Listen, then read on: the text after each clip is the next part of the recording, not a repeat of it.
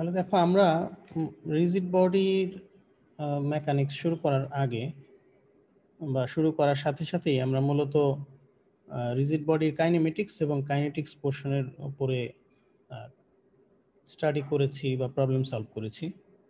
তো রিজিড বডির কাইনেমেটিক্সের প্রথমে আমরা রিজিড বডির কাইনেমেটিক্স অংশ নিয়ে কাজ করলাম। সেখানে আমরা different motion parameter, velocity, acceleration, এরপরে ডিস্টেন্স, এই সমস্ত প্যারামিটারগুলো বের করেছি। এটা ছিল চ্যাপ্টার 15-এ। চ্যাপ্টার 16-এ এসে আমরা যে কাজটি করলাম, কাইনেটিক্স মূলত যে মোশন হচ্ছে বা অ্যাক্সিলারেশন হচ্ছে সেগুলোর পেছনে যে কারণগুলো, অর্থাৎ এই যে ফোর্সের পেছনে কাজ করে সেই ফোর্সকে বের করা, ক্যালকুলেট করা, এই বিষয়গুলো আমরা চ্যাপ্টার 16-এ করেছি। এরপরে আমরা চ্যাপ্টার 17-এ আসলাম। এই চ্যাপ্টারে মূলত নতুন কিছু নেই, সবগুলোই আগের আইদার কাইনেমেটিক্সের প্যারামিটার বের করা, মোশন প্যারামিটার, অথবা পরের অংশ কাইনেটিক্সের অংশ নিয়ে কাজ করা, অর্থাৎ ফোর্সের পরিমাণ বের করা বা এগুলোর নিয়ে অ্যানালাইসিস করা। তো এই জন্যই স্যার আপনার কথাগুলো মানে কেটে কেটে আসতেছে। আচ্ছা, সবাই কি কেটে কেটে শুনতেছ? না স্যার, ক্লিয়ার তো শোনা যাচ্ছে। স্যার আমরা ক্লিয়ার শুনতেছি। আচ্ছা, হয়তো কিছুটা ক্লিয়ার বুঝতে পারছি। অসুবিধা নেই, আমি রেকর্ডিংটা দিয়ে দিব যদি কোথাও মিসিং হয়। আর যদি সবাই কেটে কেটে শুনতে পাও তাহলে আমাকে এক্ষেত্রে নেটওয়ার্কের দিকে আবার আমরা ঠিক আছে। আচ্ছা, তাহলে কন্টিনিউ করি। তো চ্যাপ্টার 17-এ যা বলছিলাম, চ্যাপ্টার 17-এ এসে আমরা মূলত নতুন কোনো কাজ করছি না। এখানে সেই কাইনেমেটিক্স এবং কাইনেটিক্সের প্যারামিটার, ফোর্স এবং মোশন প্যারামিটার, ভেলোসিটি, অ্যাক্সিলারেশন, এগুলোই বের করব, তো মেথড ডিফারেন্ট। এখানে আমরা মূলত প্রথম যে পোর্শন নিয়ে কাজ করেছি সেখানে আমরা ওয়ার্ক অ্যান্ড এনার্জির প্রিন্সিপাল ব্যবহার করে এই মোশন প্যারামিটারগুলো বের করা শিখেছি লাস্ট ক্লাসে আমরা যে কাজ করেছি। এরপরে আমরা মোমেন্টাম মেথডও দেখব, বাট এটা আলাদা করে শেখার কারণ হচ্ছে সব প্রবলেম ওই একটা নিয়মে আসলে হয় না। কেননা আমরা চ্যাপ্টার 15-16-এ যেভাবে শিখেছি এবং কিছু স্পেশাল প্রবলেম আছে যেগুলোর জন্য ওই মেথডে গেলে কোনো কোনো প্রবলেম হয়তো করা যাবে, বাট বেশ বাল্কি হবে। তো এই সমস্ত ক্ষেত্রে আমরা এই principle of work and energy খুব সিম্পল এই মেথড অথবা momentum method, impulse and momentum method ব্যবহার করতে পারি। এনিওয়ে, লাস্ট ক্লাসে আমরা যে জায়গাতে ছিলাম সেটা হচ্ছে আমরা principal of work and energy দেখেছি। কেমন ছিল আমরা যদি একটু রিকল করি লাস্ট ক্লাসটা, যে ধরে নিলাম একটা বক্স এখানে মুভ করছে অল্প স্পিডে, হ্যাঁ অল্প স্পিডে মুভ করছে। এরপরে পেছনে ঠিক আমি এসে ধাক্কা দিলাম এবং ধাক্কা দিতে দিতে একে আরও সামনে নিয়ে গেলাম অন্য একটা জায়গাতে। তাহলে আলটিমেটলি কি হলো? প্রথমে তার যে স্পিড ছিল, ধাক্কা দেওয়ার কারণে, ধাক্কা কন্টিনিউয়াস দেওয়ার কারণে তার স্পিড বেড়ে যাবে। তো এক্ষেত্রে এটাকে আমরা এভাবে বলতে পারি যে প্রথমে তার যে এনার্জি ছিল, অর্থাৎ কাইনেটিক এনার্জি ছিল, যেহেতু ভেলোসিটি ছিল, প্রথমে তার যে কাইনেটিক এনার্জি ছিল সেই কাইনেটিক এনার্জি, তার সাথে সাথে আমি কিছু ওয়ার্ক দিলাম, অর্থাৎ আমি ফোর্স দিলাম, ধাক্কা দিতে থাকলাম। তাহলে তার যে ইনিশিয়াল এনার্জি ছিল এবং এই আমার এই ধাক্কা অর্থাৎ এই ওয়ার্ক, এই দুটো মিলে ফাইনালি তার স্পিডটা বেড়ে যাবে বা ফাইনালি তার এনার্জি বেড়ে যাবে। এজন্য এই কনসেপ্টটাকে আমরা এইভাবে লিখেছিলাম লাস্ট ক্লাসে। তোমাদের যদি মনে পড়ে তো দেখবা যে মোশন, এখানে তো আসলে মোশন তো ট্রান্সলেশনাল মোশন, তোমরা বুঝতেই পারতেছো, কেন স্ট্রেইট লাইন যাচ্ছে। তো যাই হোক, ট্রান্সলেশনাল মোশন বলতে আবার কিন্তু শুধুমাত্র স্ট্রেইট লাইন তা না, তোমরা জানো যে সার্কুলার মোশন এক ধরনের ট্রান্সলেশনাল মোশন, বা কার্ভ মোশন হলেও সেটাও ট্রান্সলেশনাল মোশন। এনিওয়ে, সেদিকে যাচ্ছি না। তো দেখো, তাহলে ইনিশিয়াল এনার্জি যতটুকু ছিল, অর্থাৎ অল্প স্পিডে মুভ করতেছিল ½ mv², তার সাথে আমি কিছু ওয়ার্ক দিলাম, এর মাধ্যমে তার ফাইনাল স্পিড বেড়ে গেল, তার মানে ফাইনাল এনার্জি বেড়ে গেল, এভাবে আমরা বলতে পারি। তো এখন এটা ম্যাথমেটিক্যালি ভাবে লিখি আমরা নর্মালি, যে 1 নম্বর পয়েন্টে তার কতটুকু এনার্জি ছিল, কাইনেটিক এনার্জি, যেহেতু এখানে কাইনেটিক এনার্জি কনসার্ন, অন্য এনার্জিগুলো আমরা কনসিডার করছি না বা প্রয়োজন নেই। প্রবলেমের ক্ষেত্রে।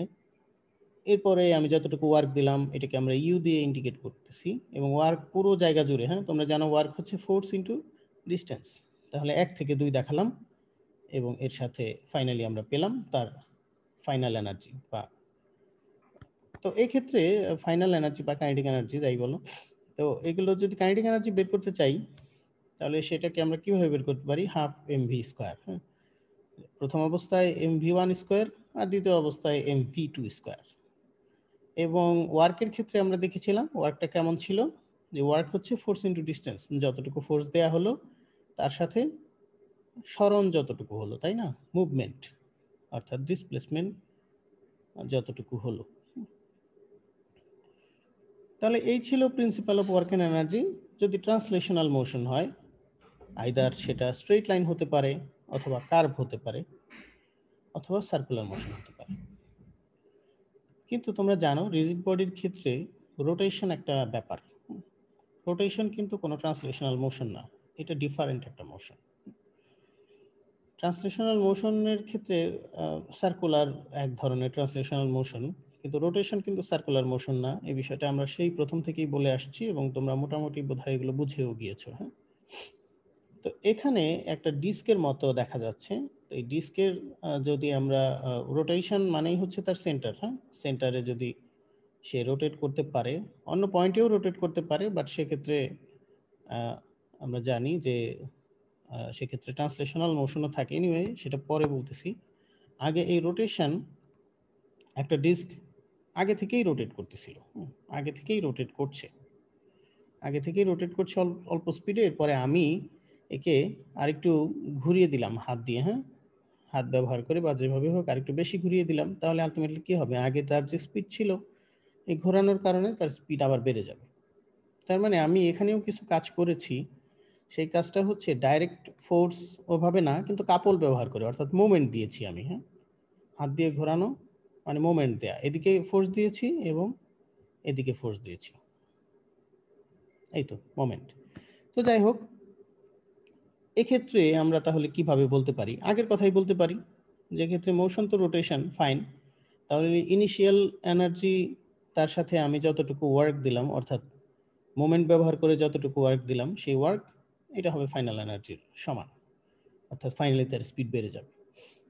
তো এক্ষেত্রে আমরা যদি লিখি ওই ম্যাথমেটিক্যাল এক্সপ্লেনেশনে এভাবে লিখতে পারবো। এগুলো সব লাস্ট ক্লাসের অ্যানালাইসিস, আমরা যা পড়েছি আমি রিপিট করছি, মাঝখানে একটা উইক তোমাদের ছিল না ক্লাস, এই কারণে মূলত। তো দেখো এখানে যদি T1 অর্থাৎ কাইনেটিক এনার্জি তো আমরা জানি হাফ mv স্কয়ার, কিন্তু এক্ষেত্রে যেহেতু রোটেশনের ক্ষেত্রে কিন্তু কোনো ভেলোসিটি নাই, তুমি স্ট্রেট লিনিয়ার কোনো ভেলোসিটি বলতে পারবে না, কোথায় কোনো ভেলোসিটি নাই, লিনিয়ার ভেলোসিটি নাই, অর্থাৎ ভি নাই। এক্ষেত্রে আছে কি অ্যাঙ্গুলার ভেলোসিটি ওমেগা। হ্যাঁ, যদি এই রোটেশনটা অন্য কোনো সেন্টারের রেসপেক্টে হতো, এই ডিস্কটাই ধরে নাও এই দুই নাম্বার যে পয়েন্টটা দেখাচ্ছে, এই ডিস্কটাই যদি অন্য কোনো সেন্টারের রেসপেক্টে রোটেট করতো, এভাবে সার্কুলার পাথে মুভ করতো, তাহলে সেক্ষেত্রে যে কাজটি হতো যে সিজি যেত সার্কুলার পাথ মুভমেন্ট অর্থাৎ ট্রান্সলেশনে, আর ডিস্কটা রোটেট করতে থাকতো। সেটা ডিফারেন্ট কেস, আমরা পরে আসছি। তো দেখো এক্ষেত্রে আমরা কি করতে পারি, রোটেশনের ক্ষেত্রে তো হাফ mv স্কয়ার লিখতে পারবো না, তোমরা জানো এক্ষেত্রে আমরা কি লিখতে পারি, এক্ষেত্রে আমরা লিখতে পারি যে হাফ আই ওমেগা স্কয়ার। হ্যাঁ, এটা আমরা লাস্ট ক্লাসে আলোচনা করেছি। তাহলে রোটেশনের ক্ষেত্রে আমাদের হাফ আই ওমেগা স্কয়ার লিখতে হবে, হাফ mv স্কয়ার লেখার সুযোগ নাই, কেননা ভি নাই এখানে। রোটেশনের ক্ষেত্রে কোনো ভি থাকে না, সার্কুলার মোশনের ক্ষেত্রে ভি থাকে। এবং সার্কুলার মোশন থেকে তুমি ভি ইকুয়াল ওমেগা আর লিখতে পারো, সেটা কিন্তু সার্কুলার মোশনের ক্ষেত্রে। সার্কুলার মোশনে একটা ভি থাকে এবং সেটাকে তুমি অ্যাঙ্গুলার ভেলোসিটির মাধ্যমে ওমেগা ইন্টু তার সেন্টার পর্যন্ত রেডিয়াস দিয়ে মাল্টিপ্লাই করে বের করতে পারো, কিন্তু এই ক্ষেত্রে কোনো ভি নাই, রোটেশনের ক্ষেত্রে কোনো ভি থাকে না, কখনোই না।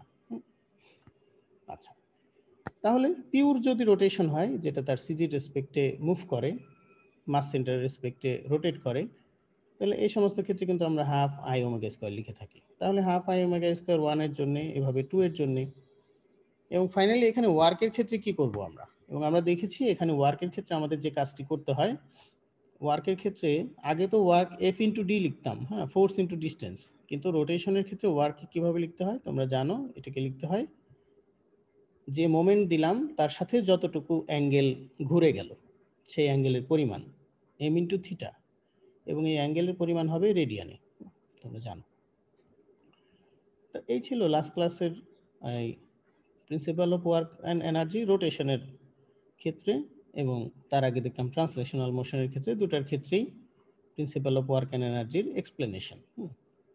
এবং রোটেশনের ক্ষেত্রে আমরা দেখলাম যে ক্ষেত্রে হাফ এম বি স্কোয়ার লেখা যায় না, হাফ আই ওমেগা স্কোয়ার লিখতে হয়, এবং ওয়ার্কের ক্ষেত্রে এফ ডি লেখা যায় না, যেহেতু এখানে কোনো এফও নাই এবং ডিও নাই, তা আলটিমেটলি আমাদের লিখতে হয় মোমেন্ট ইনটু তার সাথে যতটুকু অ্যাঙ্গেল রোটেট করলো থিটা। তো এখন এই দুইটি কাজ একসাথে হতে পারে, তোমরা জানো প্লেন মোশনের ক্ষেত্রে দুটি কাজ একই সাথে হয়। ধরুন আমি একটা ডিস্ক ছিল, সেই ডিস্কটাকে ছুড়ে দেয়া হলো, এবং আমরাও এর আগেও বলতেছিলাম সিডি ডিস্কের মতো ঘুরতে ঘুরতে ঘুরতে সামনের দিকে এগুলো, তাহলে আমরা বলি যে তার সিজিটা বা মাস সেন্টারটা যাচ্ছে ট্রান্সলেশনাল মোশনে, হতে পারে স্ট্রেইট লাইন অথবা এরকম আঁকা বাঁকা হয়ে অন্য কোনো জায়গাতে। তো সেক্ষেত্রে তার ভি আছে, এবং এই ডিস্কটা এটা রোটেট করতেছে।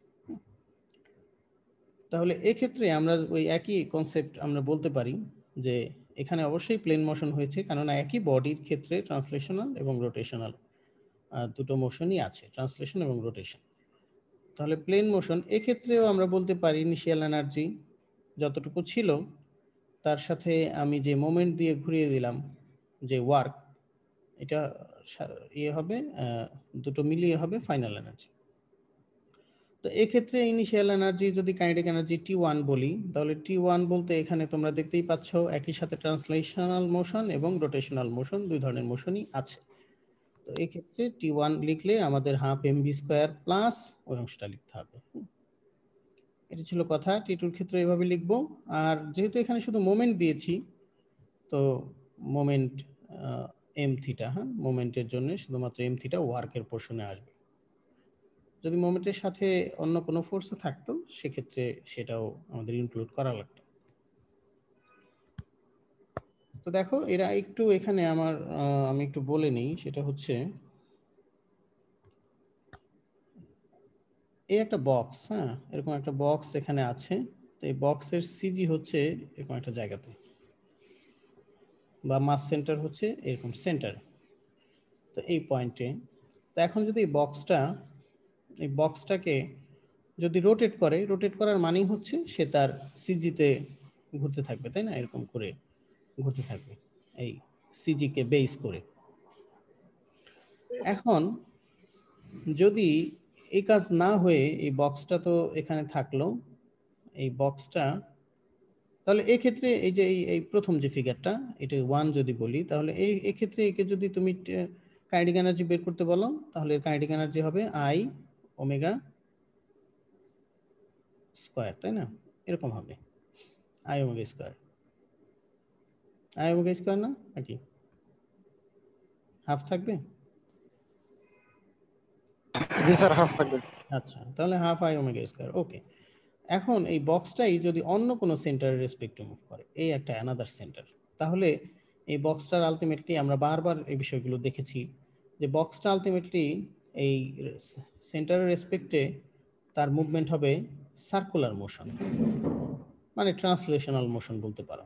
তাহলে সার্কুলার মোশন হবে, এবং সাথে সাথে এই বক্সটা কিন্তু তুমি যদি বক্সের এখানে একটা মার্কিং করে দাও, তাহলে এই মার্কিং কিন্তু সবসময় উপরেই থাকবে না, যখন এদিকে আসবে তখন মার্কিংটা ডানে চলে আসবে, যখন এই নিচে যাবে মার্কিংটা তখন নিচের দিকে চলে আসবে, আবার যখন এই পাশে আসবে তখন মার্কিংটা বামে চলে আসবে। তার মানে বোঝা যাচ্ছে সে একই সাথে সার্কুলার ভাবে অন্য একটা সেন্টারকে বেস করে সার্কুলার মোশনে যাচ্ছে, অর্থাৎ ঘুরছে, এবং তার সাথে সাথে সে নিজের সেন্টার পয়েন্টের রেসপেক্টেও সে রোটেট করছে। তাহলে এইরকম একটা কন্ডিশনে যদি এখান থেকে রেডিয়াস আর আমরা বলি, তাহলে এরকম একটা কন্ডিশনে কিন্তু, এবং যদি যেহেতু তার সেন্টারটা সার্কুলার মোশনে যাচ্ছে, তাহলে তার একটা ভি তো থাকবে, সার্কুলার মোশনে গেলে ভি থাকে। অথবা যদি তুমি বলো এখানে অ্যাক্সিলারেশন থাকতে পারে, অ্যাক্সিলারেশন থাকলেও দুটো কম্পোনেন্ট হবে, একটা হবে ট্যানজেনশিয়াল আর একটা হবে নর্মাল। এগুলো তোমরা জানো সার্কুলার মোশন। বাট এটা যে রোটেশন করতেছে, রোটেশনের ক্ষেত্রে কিন্তু কোনো ইফেক্ট নেই। তাহলে আমরা এই ক্ষেত্রে যদি টি বলি, এর কাইনেটিক এনার্জি বলি, তাহলে আমাদেরকে বলতে হবে হাফ এম ভি স্কোয়ার। এটা হবে ট্রান্সলেশনাল মোশনের ক্ষেত্রে, যেহেতু বক্সটা অলরেডি সার্কুলার মুভমেন্টে আছে, তার মানে তার একটা ট্রান্সলেশনাল মোশন আছে, সেটার জন্য লিখলাম হাফ এম ভি স্কোয়ার, যেহেতু ভি ডাইরেক্ট আছে, প্লাস লিখতে হবে যেহেতু বক্সটা আবার নিজে রোটেটও করছে একই সাথে, কেননা সার্কুলার মুভমেন্টে যেতে হলে তাকে রোটেট করতে হয়, রোটেট ছাড়াও যেতে পারে, বাট আমাদের এই কেসে রোটেটও হচ্ছে। তা তখন কি লিখবো, হাফ আই ওমেগা স্কোয়ার। তার মানে এই ক্ষেত্রে কিন্তু এই বক্সটা কি মোশনে আছে তোমরা বলতে পারবে? কোন ধরনের মোশনে আছে? Plane motion sir. হ্যাঁ, প্লেন কেননা মোশন একই দুইটার সাথে বক্সের হচ্ছে ক্ষেত্রে যেহেতু ট্রান্সলেশন এবং রোটেশন দুটো কাজই rotation। করছে, তার মানে প্লেন মোশন। হ্যাঁ, এখন প্লেন মোশন হওয়ার শর্তই হচ্ছে দুটো মোশন সাইমালটেনিয়াসলি কাজ করা একটা অবজেক্টের উপরে। এনিওয়ে, এগুলো আমরা চ্যাপ্টার 15 থেকে শুরু করেছি 16। বারবার এই কথাগুলো বলার মানে হচ্ছে তোমরা যেন কনফিউজ না হয়ে যাও, কখনো আমি ট্যানজেনশিয়াল অ্যাক্সেলারেশন দিব, কখনো নরমাল দিব, কেন দিব বা না দিব এই বিষয়গুলো। আচ্ছা, আমি একটু সময় নিচ্ছি, কয়েক সেকেন্ড।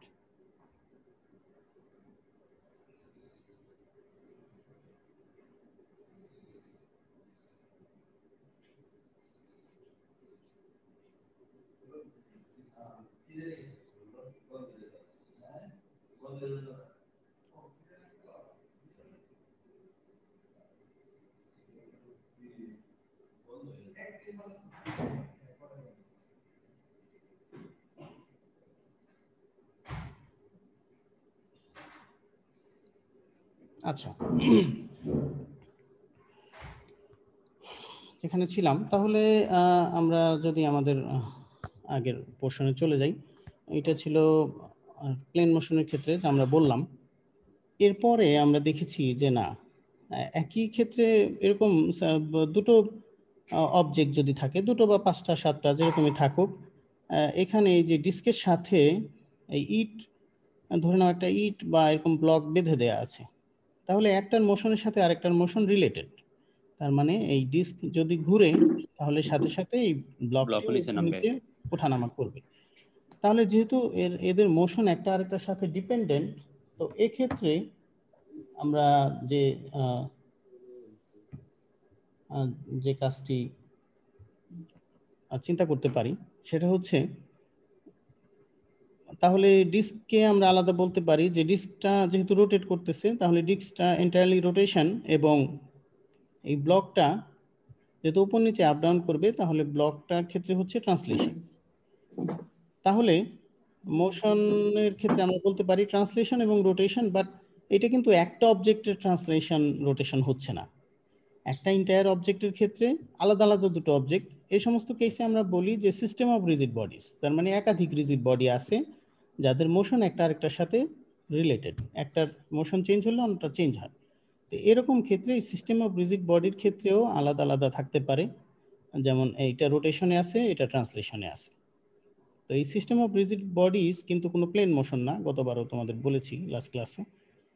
তো যেহেতু এটা কোনো প্লেন মোশন না এই সিস্টেম অফ রিজিড বডিসের, বাট এক্ষেত্রে ট্রান্সলেশন রোটেশন দুটোই থাকতে পারে। তো আমাদের প্রিন্সিপালে যদি আমরা T1 থেকে এই ওয়ার্ক এবং ফাইনাল এনার্জির এভাবে লিখি, তাহলে এখানেও T1-এ কিন্তু আমরা half M B square plus half I omega square লিখতে পারবো। কিভাবে লিখবো?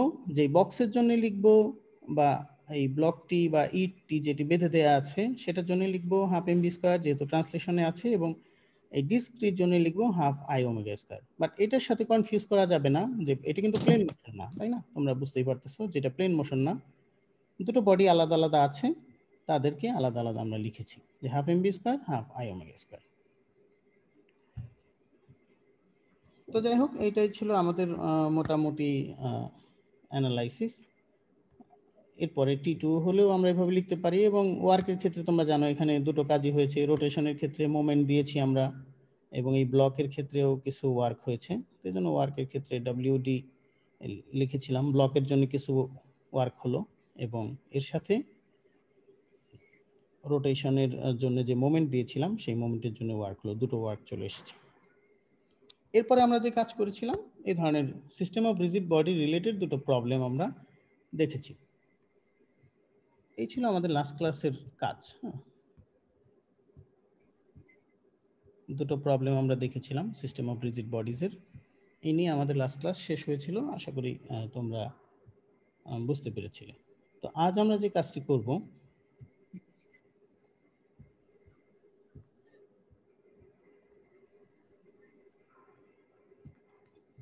আজ আমরা এনার্জি মেথডের মধ্যেই থাকবো, কিন্তু একটু ডিফারেন্ট দেখব। আগের যেই প্রবলেম আমরা দেখেছি, আইদার হোক প্লেন মোশন অথবা সিস্টেম অফ রিজিড বডিজ বা একটা সিঙ্গেল বডি, সেটা ট্রান্সলেশনাল বা রোটেশন যে কোনো মোশনই থাকুক, কিন্তু প্রত্যেক ক্ষেত্রেই আমরা এক্সটার্নাল হয় ফোর্স দিয়েছি, না হয় মোমেন্ট দিয়েছি, এগুলো দিয়ে কাজ করিয়েছি। তো যদি এক্সটার্নাল ফোর্স মোমেন্ট না থাকে সেক্ষেত্রে কি ওয়ার্ক হতে পারে কিনা, আমরা এটাই আজকে দেখব।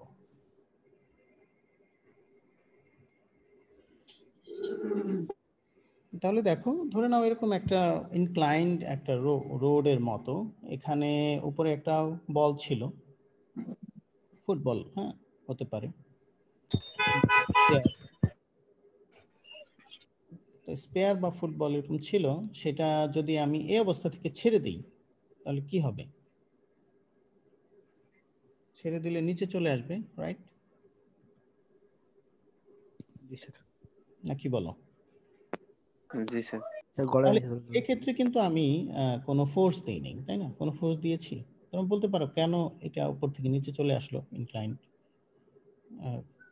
বাঁকা একটা প্লেনের মধ্যে থেকে? নিজের ওজনের কারণে স্যার।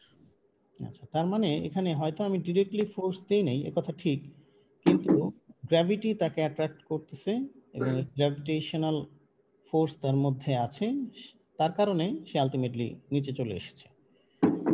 তাহলে যেহেতু এখানে এক্সটার্নাল ফোর্স নাই, তাহলে আমি F/d এভাবে লিখতে পারি না। তো এক্ষেত্রে আমি যদি আমার এনার্জির কনসেপ্টে যাই, ধরে নাও এটা ডেটাম, একদম ডেটাম থেকে প্রথমে ব্লকটি ছিল h1 হাইটে এবং পরবর্তীতে এই ব্লক বলতেছি এই স্পেয়ারটি বা বলটি, তাহলে ফুটবলটি চলে আসলো h2 হাইটে। তখন আমরা আমাদের আগের স্টাইলে যদি লিখি যে কি ছিল, ইনিশিয়াল এনার্জি তার সাথে ওয়ার্ক, এই দুটো মিলিয়ে হবে তার ফাইনাল স্পিড বেড়ে যাওয়া বা কমে যাওয়া, যেটাই হোক ফাইনাল এনার্জি। তাহলে ইনিশিয়াল এনার্জি তো ওকে, ফাইনাল এনার্জিও ওকে, স্পিড বাড়বে বা কমবে যেটাই হোক আমরা হাফ এমভি স্কয়ার লিখতে পারবো, যেহেতু স্ট্রেট পাথে যাচ্ছে ট্রান্সলেশনাল মোশন। কিন্তু এই ওয়ার্কের জায়গাতে কি লিখবো? ওয়ার্কের জায়গাতে তো আমরা লিখতাম F/d, যতটুকু ডিস্টেন্স ট্রাভেল করলো। তো এক্ষেত্রে আমরা যে কাজটি করতে পারি সেটা হচ্ছে, ইনিশিয়াল যে এনার্জি ছিল সেই এনার্জির পরে সে ফাইনালি এখানে এসে স্পিড বেড়ে গেল, স্পিড বেড়ে গেল, ইনিশিয়ালি একদম ধরে নাও স্থিরই ছিল। তাহলে স্পিড বেড়ে গেল, এটা কেন হলো? আমরা বলতে পারি তার পটেনশিয়াল এনার্জি এখানে ব্যবহার হয়েছে। কেমন? যে প্রথমে তার পটেনশিয়াল এনার্জি ছিল h1 হাইটে অর্থাৎ mgh, তারপরে তার পটেনশিয়াল এনার্জি হয়ে গেল mgh2, প্রথমে mgh1 mgh2। তাহলে এই যে ডিফারেন্স, এই পটেনশিয়াল এনার্জির ডিফারেন্সটাকে কাজে লাগিয়েই সে আলটিমেটলি ফাইনাল এনার্জিটুকু পেল। তাহলে আমরা এইভাবে লিখতে পারি T1, এরকম লিখবো, T1 প্লাস প্রথমের পটেনশিয়াল এনার্জি মাইনাস দ্বিতীয় পয়েন্টের পটেনশিয়াল এনার্জি, এই মাঝখানে যতটুকু পটেনশিয়াল এনার্জি সেটুকুই আসলে মূলত ওয়ার্ক। তো সেটুকু ডিফারেন্স, সেটুকু ডিফারেন্সই হবে ওয়ার্কের আসলে ইকুইভ্যালেন্ট। তো তোমরা এটা কি বুঝতে পারলে এই লাইনটা যে আমি লিখলাম?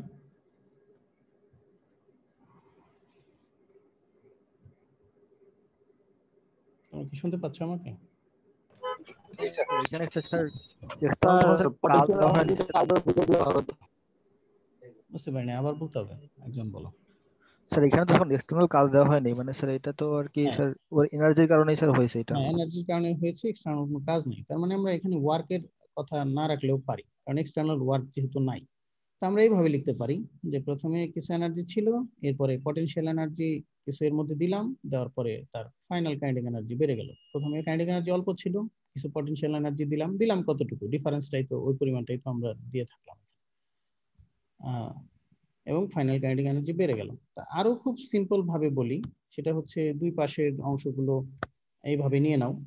তো এইভাবে এখন বলতে পারি যে 1 নম্বর পজিশনে থাকা অবস্থায় তার টোটাল এনার্জি, কাইনেটিক এনার্জি এবং পটেনশিয়াল এনার্জি, 1 নম্বর পজিশনে থাকা অবস্থায় তার টোটাল এনার্জি ইকুয়াল 2 নম্বর পজিশনে থাকা অবস্থায় তার টোটাল এনার্জি।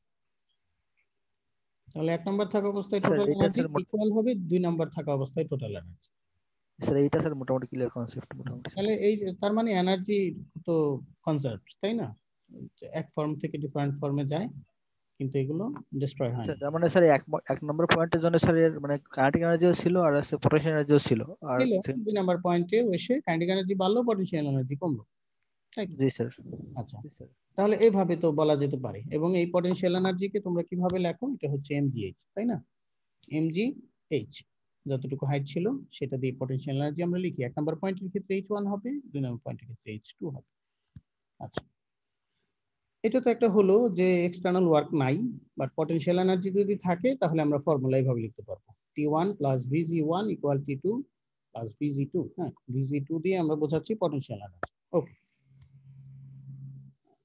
আচ্ছা, তাহলে এখানে একটু পাশাপাশি বলে রাখা ভালো যে যদি কাইনেটিক এনার্জি ট্রান্সলেশনাল মোশন হয় তাহলে হাফ এম বি স্কোয়ার, আর যদি ট্রান্সলেশনাল রোটেশন দুটোই হয় তাহলে হাফ এম বি স্কোয়ারের সাথে প্লাস দিয়ে হাফ আই ওমেগা স্কোয়ারও চলে আসবে। কেননা এখানে বলা মুশকিল যে এটা কি ট্রান্সলেশনাল না ট্রান্সলেশনাল রোটেশনাল দুটোই। যদি এই বলটা মানে রোটেট করতে করতে করতে করতে সামনের দিকে আগায়, সেক্ষেত্রে তুমি বলতে পারো যে এটা ট্রান্সলেশনাল এবং রোটেশনাল দুটোই আছে। আর যদি তা না হয়, এই বলটা শুধুমাত্র স্কিড করে, হ্যাঁ, একদম ছেঁচড়ে গিয়ে এই সামনে চলে যায়, তো সেক্ষেত্রে কিন্তু রোটেশন নাই, তো সেক্ষেত্রে রোটেশন থাকবে। It depends. এনিওয়ে, এগুলো তোমরা জানো। তো এটা একটা ছিল। এরপরে এই ফিগারটা খেয়াল করো। এই ফিগারের মধ্যে আমরা দেখতে পাচ্ছি যে একটা এরকম ফুটবলের মতো একে যে স্প্রিং দিয়ে ঝোলানো হয়েছে। Hello sir. হ্যাঁ, বলো। স্যার দেখা যাচ্ছে আমাদের প্রথম একটা স্যার আমাদের সার্কেল ছিল, ধরতে পারি স্যার এটা একটা বল, যদি স্যার নিচের দিকে আসা হয় সার্কুলার থাকবে, প্লাস হলে আমাদের ট্রান্সলেশন মোশনও থাকবে, প্লাস ট্রান্সলেশন দুটোই থাকবে। হুম, কেমন হতে হলে তো সাধারণত এটা গড়িয়ে এটা এই দেখো, এই বলটা সামনের দিকে যাচ্ছে, স্ট্রেইট জি পাথের সামনের দিকে যাচ্ছে, এই তো। তাহলে ট্রান্সলেটরি হাফ এম বি স্কোয়ার হলো। আর যদি এটা রোটেটও করে, সাথে সাথে ঘুরতে ঘুরতে সামনের দিকে যায়, তাহলে এই অংশটা প্লাস হবে, হাফ আই ওমেগা স্কোয়ার। সবগুলো সার্কুলার পথেই যাবে এমন তো না, স্ট্রেট পাথে যেতে পারে না। গাড়ির চাকা ঘুরতেছে, সেটা তো সার্কুলার পাথে যাচ্ছে না, স্ট্রেট পাথে যাচ্ছে এবং তার সাথে সাথে রোটেশনও হচ্ছে। ক্লিয়ার নাকি? জি আচ্ছা, এটা যদি কোনো সেন্টারকে রেসপেক্ট করে ঘুরতো, অন্য কোনো সেন্টার, সেক্ষেত্রে ওরকম হতো, সার্কুলার অংশও থাকতো। বাট এই ক্ষেত্রে সার্কুলার নাই, বাট ট্রান্সলেশনাল অন্য মোশন আছে, স্ট্রেট পাথ আছে। যাই হোক, তো এখানে এই ফিগারে দেখো স্প্রিং দিয়ে একটা বলকে ঝোলানো আছে, ধরে নাও H1 হাইটে আছে। এই অবস্থা থেকে আমি যদি একে ছেড়ে দিই, এই অবস্থা থেকে আমি ছেড়ে দিই, তাহলে কি হবে? সে তার হাইট আরেকটু নিচে চলে যাবে, রেফারেন্স পয়েন্ট থেকে যদি চিন্তা করি, ডেটাম থেকে আরো একটু নিচে চলে আসবে, এবং স্প্রিংটা কি হবে? এক্সপ্যান্ড হবে, তাই না? স্প্রিংটা এক্সপ্যান্ড হবে। তাহলে এই ক্ষেত্রে যদি স্প্রিং চলে আসে, তাহলে আমরা কিভাবে ফর্মুলাকে লিখতে পারি? আচ্ছা, এখানে স্প্রিংও আছে এবং তার সাথে সাথে গ্র্যাভিটির যে পটেনশিয়াল এনার্জির ব্যাপারটিও কিন্তু আছে, তাই না?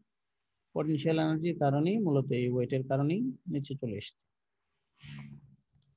তাহলে এই ক্ষেত্রে আমরা ফর্মুলা এইভাবে লিখতে পারি, ঠিক আগে যে কনসেপ্টটার কথা বললাম, যে টোটাল এনার্জি 1 নম্বর পয়েন্টে যা ছিল 2 নম্বর পয়েন্টে সেম। তাহলে 1 নম্বর পয়েন্টে কাইনেটিক এনার্জিকে লিখলাম T1, এবং এর সাথে পটেনশিয়াল এনার্জি এখানে দুইটা ফর্মে আছে, একটা হচ্ছে ডাইরেক্ট গ্র্যাভিটেশনাল কারণে এবং অন্যটা হচ্ছে ইলাস্টিসিটির কারণে বা স্প্রিং এর অ্যাকশনের কারণে।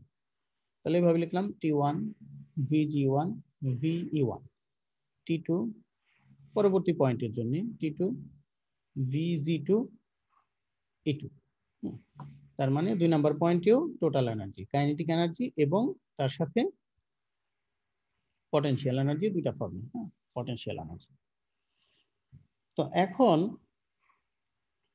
যদি এভাবে লিখি তাহলে T1 এবং VG1 এই ব্যাপারটি নিয়ে আমাদের খুব একটা মাথা ব্যথা নেই, তাই না?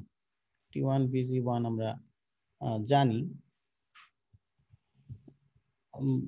পটেনশিয়াল এনার্জি বের করা, কিন্তু স্প্রিং এর ক্ষেত্রে কিভাবে করব? স্প্রিং এর ক্ষেত্রে এনার্জি কি? স্প্রিং এর ক্ষেত্রে এনার্জির ফর্মুলা হচ্ছে হাফ কে এক্স স্কোয়ার। কে এক্স স্কোয়ার, তাহলে কে বা কি এবং এক্স এটাই বা কি। এখানে কে কে কে বলে স্প্রিং কনস্ট্যান্ট। আমাকে শুনতে পাচ্ছ সবাই? জি স্যার।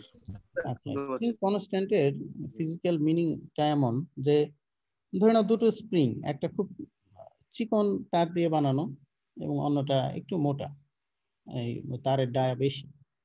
তাহলে একটা স্প্রিংকে তুমি চাপ দিলা, খুব অল্প ফোর্স দিলেই সেটা কম্প্রেসড হয়ে গেল, বা টেনে ধরলাম এক্সপ্যান্ড হয়ে যাবে। কিন্তু যে স্প্রিংটা ছিল মানে একটু মোটা ওয়্যার দিয়ে করা, সেটাকে ওই একই পরিমাণ চাপ দিলে কিন্তু সেটা হয়তো কিছুটা কম্প্রেস হবে, বাট প্রথম স্প্রিং এর ওই চিকন তার দিয়ে বানানো স্প্রিং এর সমান কিন্তু হবে না, তাই না? তার চেয়ে কিছু কম হবে। তার মানে স্প্রিং স্প্রিং স্প্রিং এর স্ট্রেংথ কেমন, হ্যাঁ, স্প্রিং এর স্ট্রেংথ কেমন এটা মূলত এখানে স্যার স্যার স্যার এখানে স্যার একভাবে এক্সপ্লেন করা যায় না স্যার, প্রতি একক মানে আর কি স্প্রিং এর ওইটাই আমি করার জন্য মানে আর কি ডিফর্ম করার জন্য যে ফোর্সের প্রয়োজন হয়। স্প্রিং এর স্ট্রেংথ কেমন সেটা তো আমরা বুঝতে পারবো যে স্প্রিং এর উপরে যদি ফোর্স দেই তাহলে সে কতটুকু কম্প্রেস হলো, বাট যদি ওই ফোর্স দিয়ে টেনে ধরি তাহলে কতটুকু এক্সপ্যান্ড হলো সেটা দিয়ে। এখন একই পরিমাণ ফোর্স দিলাম, 10 নিউটন ফোর্স দিলাম, কোন স্প্রিং কম্প্রেসড হয়ে গেল 1 মিটার, কোন স্প্রিং কম্প্রেসড হলো হাফ মিটার। তাহলে আমরা বলতে পারি যে 10 নিউটন ফোর্স দিলে যে স্প্রিংটা 1 মিটার কম্প্রেস হয়ে গেছে তার স্ট্রেংথ কি কম, আর 10 নিউটন ফোর্স দেওয়ার কারণে যে স্প্রিংটা হাফ মিটার কম্প্রেস হলো তার মানে তার স্ট্রেংথ বেশি, ঠিক তো? জি স্যার। তো এই স্ট্রেংথ বলা যাবে না, তো স্টিফনেস বলে। এনিওয়ে, তাহলে এই স্প্রিং কনস্ট্যান্ট হচ্ছে এরকম একটা ব্যাপার। এটার ইউনিটটা যদি তোমরা দেখো এটা এরকম, নিউটন পার মিটার। তার মানে পার মিটার ডিফ্লেকশনের জন্য কত ফোর্সের দরকার? একটা চিকন স্প্রিং তাকে 1 মিটার ডিফ্লেকশন করানোর জন্য 100 নিউটন ফোর্স দিলেই হয়। 100 নিউটন ফোর্স দিলে তার ডিফ্লেকশন হয়ে যায়। আরেকটা মোটা স্প্রিং তাকে 1 মিটার ডিফ্লেকশন করানোর জন্য 500 নিউটন ফোর্স দিতে হয়, 500 নিউটন। তার মানে স্প্রিং কনস্ট্যান্ট আসলে আইডেন্টিফাই করে যে এর কি পরিমাণ, এমনি স্ট্রেংথই বলো, স্ট্রেংথ কেমন, যে কোন স্প্রিংটা কতটুকু ডিফ্লেকশন হবে, জাস্ট এইটা। আর ভাই বলতে গেলে যে পার ইউনিট ডিফ্লেকশনের জন্য কত ফোর্সের দরকার, এটা নিয়ে আসলে স্প্রিং কনস্ট্যান্ট। এনিওয়ে, তাহলে স্প্রিং কনস্ট্যান্টটা তোমরা তো বুঝতে পারলে। স্প্রিং কনস্ট্যান্টটা হচ্ছে যে স্প্রিং এর মূলত ফিজিক্যালি স্প্রিং এর ইলাস্টিক প্রপার্টিকে ইন্ডিকেট করে, যে কতটুকু সে কম্প্রেস বা এক্সপ্যান্ড হবে ফোর্স অ্যাপ্লাই করলে, হ্যাঁ, পার ডিফ্লেকশনের জন্য কতটুকু ফোর্সের দরকার, ঠিক এরকম। এনিওয়ে, আমরা প্রবলেমে গেলে আরেকটু ক্লিয়ার হবে। তোমরা কি মোটামুটি এটার আইডিয়া পেয়েছো স্প্রিং কনস্ট্যান্ট বলতে আসলে কি, ফিজিক্যালি কি মিন করে? ফিজিক্যালি স্প্রিং কনস্ট্যান্টের ভ্যালু দেখে আমি বলে দিতে পারবো কোন স্প্রিং কনস্ট্যান্টের ভ্যালু 100 নিউটন মিটার এবং আরেকটা 500 নিউটন পার মিটার। তাহলে কোন স্প্রিংটা আমাদের সোজা ভাষায়, সাধারণ মানুষের ভাষায় কোনটা বেশি শক্ত বা বেশি অনেক শক্তি ফোর্স নিতে পারবে? নিশ্চয়ই এটা। জি স্যার। মানে একে ডিফ্লেক্ট করতে হলে 500 নিউটন ফোর্স দিতে হয়, 1 মিটার স্যার প্রতি মিটার ডিফ্লেকশনের জন্য স্যার 500 মিটার ফোর্স দিলে প্রতি মিটারের জন্য 100। আর একে ডিফ্লেক্ট করতে গেলে অল্প কিছু ফোর্স দিলেই হয়, 100 নিউটন ফোর্স দিলেই হয়ে যায়। এটাই হচ্ছে স্প্রিং কনস্ট্যান্ট, পার মিটার ডিফ্লেকশনের জন্য কত ফোর্সের দরকার। আর তার সাথে যে এক্স এর একটা বিষয় আছে সেটাকে বলে স্ট্রেচ। হ্যাঁ, স্প্রিং কতটুকু ডিফ্লেক্ট হলো মানে কতটুকু কি বলে কম্প্রেস হলো বা এক্সপ্যান্ড হলো সেটার পরিমাণ। একটা স্প্রিংকে যদি তুমি কোনো ফোর্স না দাও, নরমালি রেখে দাও, তাহলে সেই স্প্রিং এর তো একটা লেংথ আছে, তাই না? ধরে নাও একটা স্প্রিং, একে আমরা কিছুই করলাম না, তাহলে এর যে লেংথ এটা ধরে নাও 2 মিটার। তাহলে এই 2 মিটার লেংথ হচ্ছে স্প্রিং এর জন্য। এখন এর উপরে যদি ফোর্স দেই, ফোর্স দেওয়ার পরে সে হয়ে গেল 3 মিটার, আর বেড়ে গেল, এরকম বেড়ে গেল, বেড়ে গিয়ে এটা হয়ে গেল 3 মিটার। তাহলে স্প্রিং এর স্ট্রেচ বলতে বোঝায় এই যতটুকু বাড়লো সেই পরিমাণ। বাড়লো কতটুকু? এখানে 1 মিটার, তাই না? 2 মিটার 2 মিটার সে নর্মাল অবস্থায় থাকে। নর্মাল অবস্থায় তুমি যদি তাকে কোনো ফোর্স না দাও, এমনি ফেলে রাখো, তাহলে 2 মিটার তার আনস্ট্রেচ লেংথ। জি স্যার বুঝছি। এরপরে আমি ফোর্স দেওয়ার কারণে 3 মিটার হলে তার মানে যতটুকু বাড়লো ওই বাড়ার পরিমাণ। বাড়লো বা কমলো, কমতেও পারে, এটাকে বলে স্ট্রেচ। তাহলে স্প্রিং এর ক্ষেত্রে আমরা যদি ইলাস্টিক এনার্জি যদি বের করতে চাই, তাহলে আমাদের লিখতে হবে হাফ কে এক্স স্কয়ার, এবং এই কে এর ভ্যালু হচ্ছে স্প্রিং কনস্ট্যান্ট, অর্থাৎ স্প্রিং এর স্ট্রেংথ যেটা দিয়ে ইন্ডিকেট করে, এবং অন্যটা হচ্ছে স্প্রিং কতটুকু বাড়লো বা কমলো সেই পরিমাণ, স্ট্রেচ। ওকে, এরপরে আমরা প্রবলেমে গেলে এই বিষয়গুলো ক্লিয়ার হবে। এই পর্যন্ত যদি বুঝে থাকো তাহলে আমরা প্রবলেমের দিকে আগাই।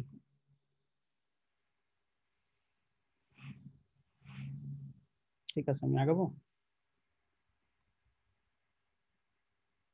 জি স্যার। জি স্যার।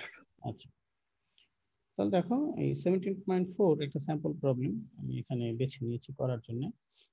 তো এটা এপিএস ইউনিটে আছে। স্যার একটা প্রশ্ন ছিল স্যার। হ্যাঁ বলো। স্যার এটা তো বুঝতে পারছি হাফ কে এক্স এর মানে সূত্রের সাথে পরিচিত, কিন্তু স্যার এটা কিভাবে আসে স্প্রিং এর ক্ষেত্রে? স্প্রিং এর ক্ষেত্রে আসলে এই বিষয়গুলো আমি এই মুহূর্তে তোমাদের দেখাতেও পারছি না, তবে তোমার যদি ইন্টারেস্ট থাকে আমরা যে বইটা ব্যবহার করেছি সেই বইয়ের স্ট্যাটিক্স পার্টে তুমি পাবা। স্ট্যাটিক্স অংশে এটার প্রুফ আছে। স্ট্যাটিক্স আসলে আমরা পড়াই নেই, এই জন্য ওই বিষয়গুলো প্রমাণ ও দেখানোর সুযোগ এখানে নাই আসলে।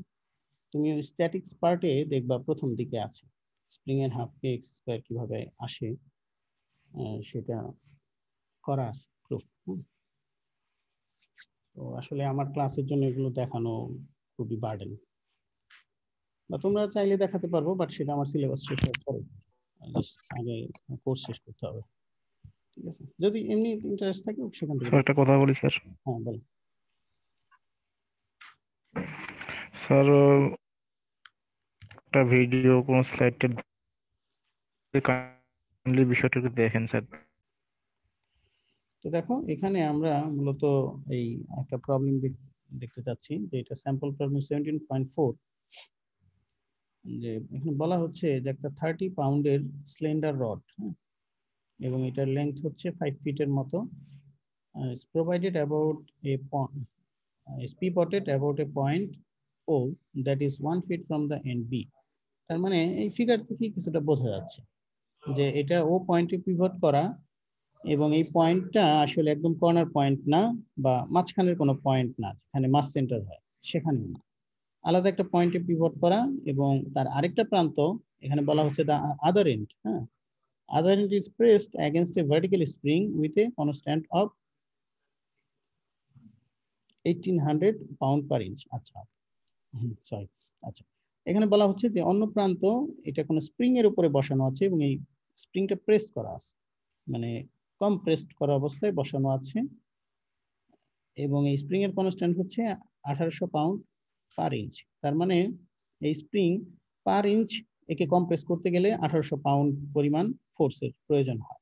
ওকে, এবং এখানে বলা হচ্ছে the other end is pressed against a vertical spring, সেই ভার্টিক্যাল স্প্রিং এর কনস্ট্যান্ট এত, কতটুকু কম্প্রেস করা আছে, until the spring is compressed 1 inch, মানে স্প্রিংটা 1 ইঞ্চ কম্প্রেস করা অবস্থায় আদার এন্ডটা দেয়া আছে, এবং এই অবস্থায় the rod is then in a horizontal position। তার মানে এই রডের পজিশন হচ্ছে এখন হরাইজন্টাল।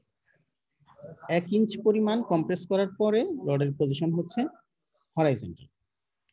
এখন বলা হচ্ছে if the rod is released from this position, এই অবস্থা থেকে ধরে নাও এখানে ধরে রাখা ছিল, এই অবস্থা থেকে যদি ছেড়ে দেওয়া হয় তাহলে কি হবে? ছেড়ে দিলে যেহেতু স্প্রিং কে কম্প্রেস অবস্থায় আছে, তার মানে এই রডটা আলটিমেটলি এভাবে জাম্প করবে বা যাই বলো, এরকম করে হয়তো উপরের দিকে আসবে, তাই না? এরকম একটা মুভমেন্ট হবে। রডের এই এন্ডটা যেহেতু স্প্রিং এর সাথে চাপ দিয়েছিল, সাথে সাথে স্প্রিং তাকে ধাক্কা দিয়ে উপরে পাঠিয়ে দিবে। এবং যেহেতু পিভট করা, তার মানে আলটিমেটলি একটা মোশন পাওয়া যাবে এখানে। আচ্ছা, এখানে বলা হচ্ছে the rod is then in horizontal position. Okay, if the rod is released from this position, যদি এই পজিশন থেকে রিলিজ করা হয়, determine its angular velocity, এর অ্যাঙ্গুলার ভেলোসিটি বের করতে বলা হয়েছে ওমেগা। কখন? and the reaction, এই যে পিভট পয়েন্টের রিয়াকশন, পিভট পয়েন্ট যে আছে ও পয়েন্টের রিয়াকশন কত হবে as the rod pass through the vertical position, যদি এই রডটা এরকম ভার্টিক্যাল পজিশনে চলে আসে, রডটা যদি এরকম ভার্টিক্যাল পজিশনে চলে আসে, তাহলে রডটা এরকম ভার্টিক্যাল পজিশনে চলে আসলে সেই অবস্থায় তার অ্যাঙ্গুলার ভেলোসিটি কত হবে এবং এই রিঅ্যাকশন কত হবে পিভট পয়েন্টের। আচ্ছা, তাহলে এই প্রবলেম আমরা আসলে আগের যে 15-16 চ্যাপ্টারের ওয়ে আছে সেগুলো দিয়েও হয়তো করা যাবে, বাট আমরা এখানে এনার্জির কনসেপ্ট দিয়ে আগাচ্ছি। তো দেখো, তাহলে প্রথম পজিশনটা হচ্ছে এটা, প্রথম পজিশন হচ্ছে এরকম স্প্রিং এর অবস্থায় থাকবে। আর দ্বিতীয় পজিশন কি হবে, এই রডটা এখন হরাইজন্টাল আছে, রডটা এরকম ভার্টিক্যাল হয়ে যাবে। ওকে, তাহলে আমরা প্রথম অবস্থার ক্ষেত্রে আমরা দেখি এখানে আমরা কি কি চিন্তা করতে পারি। এই যে প্রথম অবস্থায় এটা হচ্ছে এই ব্ল্যাক পয়েন্টটা হচ্ছে যে পয়েন্টের রেসপেক্টে রোটেট করবে ও পয়েন্ট, আর এখানে আমি যে গ্রিন পয়েন্টটা দিয়েছি এটা হচ্ছে সিজি বা মাস সেন্টার। তাহলে এখানে প্রথমে তার ওয়েট দিতে পারি 30 পাউন্ড। আমি এখানে ওয়েট হিসেবেই পাউন্ডটাকে কনসিডার করছি ফোর্স হিসেবে। হ্যাঁ, তাহলে মাসের ইউনিট হবে স্লাগে। তোমরা পাউন্ডাল কনসেপ্টও করতে পারো, আপত্তি নাই। তো এখানে ওয়েট হচ্ছে দিলাম ডব্লিউ, যেটা 30 পাউন্ড, এবং মুভমেন্টটা দিব, যেহেতু আমরা এনার্জির কনসেপ্টে আগাচ্ছি, তাহলে আমাদের ভেলোসিটির দরকার হয়, হাফ এমবি স্কোয়ার, এগুলো লিখতে হবে। তাহলে মুভমেন্টটা যদি দেই, মুভমেন্টটার মধ্যে এখন আমাকে বলো এই ও পয়েন্টের রেসপেক্টে এই বারটা যদি ঘুরে এদিকে এরকম করে, তাহলে এটা কি মোশন হবে?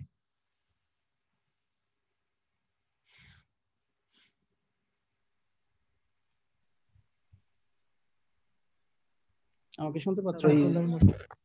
স্যার ওই পয়েন্টের জন্য সার্কুলার মোশন হবে স্যার। আমি পয়েন্ট বলিনি, আমি বলেছি পুরো রোটেশনাল হবে, রোটেশন হবে যাদের জায়গাতে সার্কুলার হওয়ার কথা। আচ্ছা, এটাই হচ্ছে কনসেপ্ট। হ্যাঁ, এখানে সার্কুলার রোটেশন দুটোই হবে, কেননা তোমাদের একটু বারবারও এর আগেও উদাহরণ দিলাম, এরকম একটা বক্স যদি অন্য কোনো সেন্টারের রেসপেক্টে মুভ করে তাহলে কি হবে, তার সিজি কে আমরা বলি যে সেটা হবে সার্কুলার অর্থাৎ ট্রান্সলেশনাল মোশন, এবং পুরো ব্লকটা কিন্তু আবার নিজেও ঘুরতে থাকে। তোমাদেরকে বললাম যে এখানে একটা মার্ক যদি তুমি করে দাও, আলটিমেটলি দেখবা বক্সটা যখন এখানে চলে আসবে তখন মার্কটা চলে আসবে এখানে, যদি বক্সটা এখানে চলে আসে তখন মার্কটা চলে আসবে, মার্কটা চলে আসবে এখানে, এরকম একটা জায়গাতে। যাই হোক, তার মানে এখানে একাধারে সার্কুলার মোশনও আছে এবং তার সাথে সাথে রোটেশনও আছে। তাহলে সার্কুলার মোশন কার জন্য হবে? শুধুমাত্র সিজির জন্য। আর যেহেতু সার্কুলার মোশন একটা পয়েন্টের জন্যই হতে পারে, এবং রিজিড বডির ক্ষেত্রে আমরা বলেছি যে তার সমস্ত মাস আসলে পয়েন্ট দিয়ে পাস হয়, তাহলে সেই পয়েন্টটা হবে সার্কুলার মোশন এবং পুরো বডিটা রোটেট করবে। তাহলে আমরা এইভাবে লিখতে পারি, যেহেতু সিজি সার্কুলার মোশনে, তাহলে লিখলাম ভি তার ভেলোসিটি, সার্কুলার মোশন থাকলে তার ভেলোসিটি থাকে ট্যানজেনশিয়াল ভেলোসিটি, বা একটাই ভেলোসিটি থাকে, অ্যাক্সিলারেশনের ক্ষেত্রে গেলে আবার দুটো থাকে, এইটা। এবং এর সাথে যেহেতু রোটেটও করবে, তাহলে রোটেট, এবং রোটেট করবে অবশ্যই সিজির রেসপেক্টে। হ্যাঁ, এটা মাথায় রাখতে হবে। সার্কুলার মোশনটা অন্য সেন্টারের রেসপেক্টে ফাইন, কিন্তু রোটেশন হবে সিজির রেসপেক্টে। এটাই আমাদের কনসেপ্ট ছিল, যে অন্য কোনো পয়েন্টের রেসপেক্টে যদি তাকে পুরো ঘোরানো হয়, তাহলে আমরা এভাবে ভাঙতে পারি আমাদের মোশন, যে তার সিজিটা হবে সার্কুলার মোশন এবং পুরো বডিটা সিজির রেসপেক্টে রোটেশন। এভাবেই আমরা কিন্তু প্রথম থেকেই আগাচ্ছি। তাহলে এই ছিল 1 নম্বর পজিশনের প্যারামিটার গুলো। এরপরে 2 নাম্বার পজিশনে কি হবে, এটা এরকম স্ট্রেইট হয়ে যাবে। স্ট্রেইট অবস্থায় আমাদের বের করতে বলা হয়েছে, তাহলে স্ট্রেইট হয়ে যাবে। এখানেও আমরা কাজ করি, জিতে আমরা ওয়েটটা দিতে পারি, যেহেতু ওয়েট আছে, হ্যাঁ ওয়েট আছে, ওয়েটটা দিতে পারি। এবং এর সাথে একই কাজ এখানেও তাই, সার্কুলার মোশন এবং রোটেশন। তাহলে আমরা এখানে সার্কুলার মোশনের জন্য এই পয়েন্টের ভেলোসিটি v2 দিলাম, এবং এখানে রোটেশনের জন্য অ্যাঙ্গুলার ভেলোসিটি ω2 ইন্ডিকেট করলাম। তাহলে এটুকুই হচ্ছে কনসেপ্ট। এই কনসেপ্টটা বুঝতে পেরেছো কিনা? এই হলে প্রবলেমে আর তেমন কিছুই না।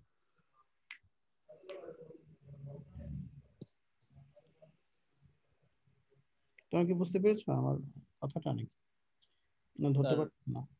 যখন রডটাকে আমরা ভার্টিক্যালি করলাম তখন আবার B2 কাজ করলো, আমরা তো একবার দিয়ে দিলাম অলরেডি আচ্ছা, এটাকে, এটার যে কথা আমরা ফাইনাল পজিশনে নিয়ে গেলাম না স্যার, নিয়ে যাওয়ার পরে তো আর এগুলোর ফাইনাল প্রয়োজন হচ্ছে পজিশনে থেমে আছে, এই কথা কখনো বলা হয়েছে? না। এটা বলা ফাইনাল হয় নাই। পজিশনে থেমেছে বলে নাই। ফাইনাল পজিশন থেকে আবার মুভ করতে পারে। তোমাকে যদি বলি সার্কুলার মোশনের এই পয়েন্টের ভেলোসিটি কত, তুমি তো বলবা এটা এটা ট্যানজেন্ট। যদি বলি এই পয়েন্টের ভেলোসিটি কত, তখন কি বলবা? এটা এটা ট্যানজেন্ট, তাই বলবো না? জি স্যার।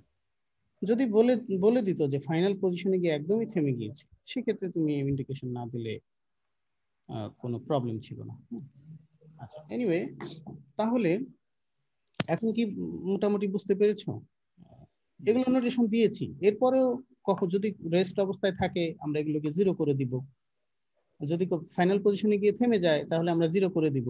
এরকম ব্যাপারগুলো দেখবো এখন প্রবলেমে আছে কিনা। তোমরা কি এই এতটুকু ড্র তো বুঝতে পেরেছো, তাই না? জি স্যার। আচ্ছা, তাহলে আমি ফর্মুলা লিখলাম, নরমাল ফর্মুলা, যে টোটাল এনার্জি 1 নম্বর পয়েন্টে 2 নম্বর পয়েন্টে সমান, যেহেতু এক্সটার্নাল কোনো ফোর্স নাই। তাহলে এই এনার্জি গুলো লেখো, যে 1 নম্বর পয়েন্টে টোটাল এনার্জি, 1 নম্বর পয়েন্টে টোটাল এনার্জির মধ্যে প্রথমে কাইনেটিক এনার্জির কথায় আসি। তাহলে কাইনেটিক এনার্জির ক্ষেত্রে যেহেতু দুটো মোশন আছে, ট্রান্সলেশনাল এবং রোটেশন, তাহলে আমাদের কাইনেটিক এনার্জির ফর্মুলা হবে ½ mv² প্লাস ½ I⍵²। আর এটার ক্ষেত্রে কি করব, ফর্মুলাটা দেখো তোমরা, একবারে ফর্মুলাটাই দেখাচ্ছি। যে এটার ক্ষেত্রে লিখলাম ½ mv² প্লাস ½ I⍵²। যেহেতু ব্লকের ক্ষেত্রে, এই ব্লক বলতেছি রডের ক্ষেত্রে দুটো মোশনই আছে, এই জন্য লিখলাম। তারপরে এটা হচ্ছে গ্র্যাভিটেশনাল অ্যাকশনের কারণে এখানে পটেনশিয়াল এনার্জি। তাহলে পটেনশিয়াল এনার্জি হচ্ছে mgh1। তার মানে কোন একটা ডেটাম থেকে হাইট, তার সাথে mg। আমরা এখনো ডেটাম সিলেক্ট করে নেই, পরে দেখতেছি। এরপরে ইলাস্টিক অর্থাৎ স্প্রিং এ অ্যাকশনের কারণে সেটার ½ kx1²। মানে স্প্রিং 1 নম্বর পজিশনে থাকা অবস্থায় স্প্রিং এর কতটুকু স্ট্রেচ, স্প্রিং কনস্ট্যান্ট তো সবসময় একই, ½ kx²। 2 নম্বর পয়েন্টে আমরা তাই লিখবো, 2 নম্বর পয়েন্টে ½ mv² I⍵², যেহেতু দুটো মোশনই এখানেও আছে। এরপরে mgh2, আর ইলাস্টিক পোর্শনের জন্য লিখবো ½ kx2²। ওকে, তাহলে এই অবস্থায় আমরা এখন আরেকটু ভাঙতে পারি ফর্মুলাকে চাইলে, যে ½ mv² আছে, এই v² কে যেহেতু সার্কুলার মোশন, তাহলে সার্কুলার মোশনে v কে আমরা ω×r লিখতে পারি, এটা লিখে ফেলি। তো এখানে ঠিক তাই করলাম, ½ mv1² আছে, একে ω1r1 লিখলাম। r1 কতটুকু হবে? r1 নিশ্চয়ই এই সেন্টার রোটেশনাল পয়েন্ট থেকে ওই সার্কুলার পয়েন্টের জাস্ট পর্যন্ত দূরত্ব, r1। এরপরে ½ I এর পরিমাণ লিখলাম, I হচ্ছে রডের ক্ষেত্রে 1/12 ml², ফর্মুলা, এবং ω1², যা ω1² লিখলাম। mgh1 এগুলো যা আছে তাই, শুধুমাত্র এখানে v এর পরিবর্তে ω2r2 লিখেছি, আর I এর পরিবর্তে 1/12 ml² এরকম লিখছি।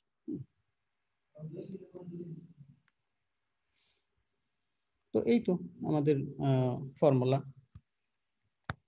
এখন জাস্ট ফর্মুলাতে ভ্যালু বসিয়ে দিলেই চলে আসবে। এখন আসছে,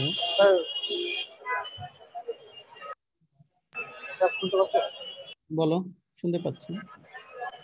স্প্রিং এর যে এনার্জিটা আছে ওটা মাইনাস যাবে না?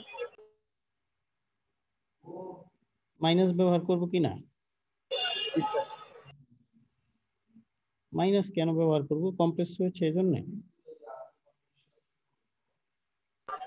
স্প্রিংয়ের দ্বারা যতগুলো আমরা কৃত কাজগুলো বিয়োগ দিয়ে নেই, কিন্তু এটা তো এনার্জি স্যার, এনার্জি কি যোগ হবে? তোমার অ্যানালাইসিস হচ্ছে আসলে রডটা নিয়ে। হ্যাঁ, রড কি স্প্রিং কে ধাক্কা দিয়েছে না টেনে ধরেছে, এটা হচ্ছে ব্যাপার। স্প্রিং কে এখানে আমরা রডকে চাপ দিয়ে রেখেছি স্প্রিং এর উপরে, স্প্রিং কম্প্রেস হয়ে আছে। এখন যখন হাত এখান থেকে সরিয়ে দিলাম, সাথে সাথে স্প্রিং রডকে কি করলো? ধাক্কা দিয়ে দিল। তার মানে মোশন মোশন যেদিকে হেল্প করেছে তাকে ওঠানোর জন্য। যদি টেনে ধরে রাখতো তাহলে মাইনাস টেন্সের ব্যাপার আসতো। বাট আসলে এনার্জি যখন তুমি কাজ করবে এভাবেই আসবে, পজিটিভ সবগুলো।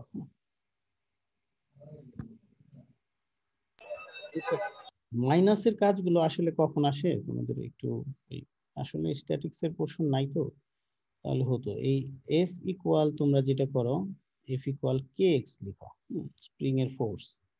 এটা কোথাও করেছো কিনা জানি না, এফ ইকুয়াল কে এক্স। তো ওই সমস্ত ক্ষেত্রে ফোর্সের ডিরেকশন হয়, যে ফোর্স কোন দিকে, ফোর্স কি এক ডিরেকশনে থাকলে পজিটিভ, অন্য ডিরেকশনে থাকলে নেগেটিভ। ফোর্স হচ্ছে ভেক্টর। কিন্তু এনার্জির ক্ষেত্রে তো এই বিষয়গুলো নাই, সবই ভ্যালু শুধুমাত্র। টোটাল এনার্জি আগে কত ছিল, পরে কত হয়েছে, এই তো। ফোর্সের ক্ষেত্রে তোমাকে ডিরেকশন দিতে হবে, কোন জায়গাতে গেল, মাইনাস প্লাসের ব্যাপার আছে। আচ্ছা, এনিওয়ে আগাও। তাহলে আমরা এখানে বসাই। প্রথম অবস্থায় এখানে এম মাস, এটা মাস তো আমরা যেহেতু 30 পাউন্ডকে ওয়েট হিসেবে কনসিডার করেছি, তাহলে এটা মাসকে আমরা লিখতে পারি 30/32.2 এভাবে লিখতে পারি। 30 হচ্ছে ওয়েট ডিভাইডেড বাই 32.2 এভাবে লিখবো। এটা ওকে, কোনো প্রবলেম নাই, এটা লেখা যেতে পারে। আর এখানে একটা কথা আছে যে ওমেগা 1 আর 1, ওমেগা 1 কত, ওমেগা 1 এর ভ্যালু কত, প্রবলেমে দেয়া আছে।